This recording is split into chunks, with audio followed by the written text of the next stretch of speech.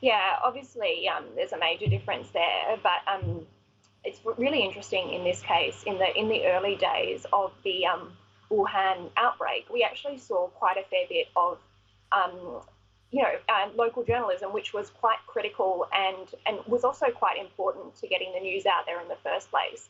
While some of that news was subsequently censored, it was some of that reporting that really led to some of the countries near China to sort of prick up their ears and start acting.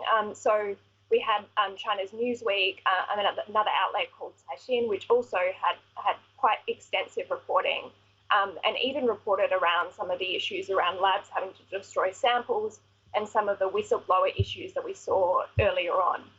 So it was quite interesting. But obviously, as you mentioned, during this whole thing, the China-US tensions have sort of increased, and we've seen more and more journalists, foreign journalists, including Australian journalists, working for international outlets or US outlets that have been kicked out of China. What do you make of the reporting of cases out of China from the government about the number of people who've had coronavirus or died from it? It seems to have levelled off in a way that doesn't mirror any other country's experience with the virus. Yeah, I mean, I don't think that would come as sort of a surprise. I mean, you've got basically, it's an authoritarian country where, sending the bad news up the chain, particularly if you're a small provincial, if you're a provincial governor or whatever, is not exactly favoured. And so I don't think it would be a surprise that there is some concern over, the veracity of exactly how many cases are happening there. But it's also the case that China's changed the way that they've been counting their cases as they've gone. That's, as we've seen, it's also happened in a number of other countries where, there's confusion over these case counts. But obviously when you're reporting zero cases or zero cases in places quite close to Wuhan, there's a question about that. But I don't think that would come as necessarily a surprise to any policymaker in the West, particularly in Australia, where a lot of these, would be aware of these kind of circumstances that are around it. So, I mean, the question is whether or not, that is so, if people are necessarily counting that in the first place. But I guess that the question is around, we still don't know how many people possibly have the virus because it's around the serology data, right? Because that sort of shows exactly how many people would have it asymptomatically and that sort of thing. And we haven't seen that, those sort of testing roll out in other countries as well. So, I mean, can we rely on any case counting at the moment? Does that show exactly how many people have it in any country at the moment? That's another question, and I don't think that is necessarily the case until we have that serology data.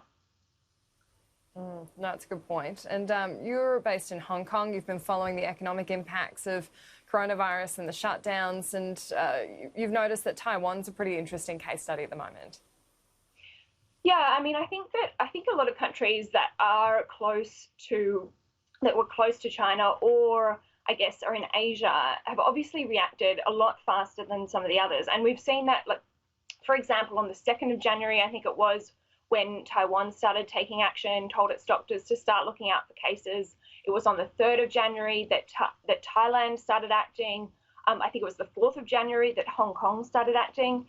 The question is also, in all of this, obviously, why did other countries think it wouldn't happen to them? And I think that's sort of constantly the question now, because although we have this case where, and even Chinese administrators at the lower level have acknowledged that there were cover-ups at the start, and there is clearly questions to be asked around some of those cover-ups.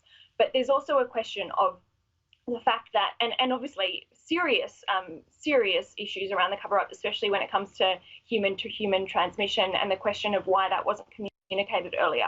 But the other question is that some of these countries have had, 2 months to prepare or more without actually taking action. So that also goes into it. Whereas some of these countries or territories, close to China, which did take action, didn't necessarily also need to totally shut down their economy. For example, in Hong Kong, while they did shut schools and did shut other, some businesses, a lot of businesses are still going, which allows a sort of, I guess, the eventual recovery or reopening of the economy also a lot easier, which is the same as the case in Taiwan.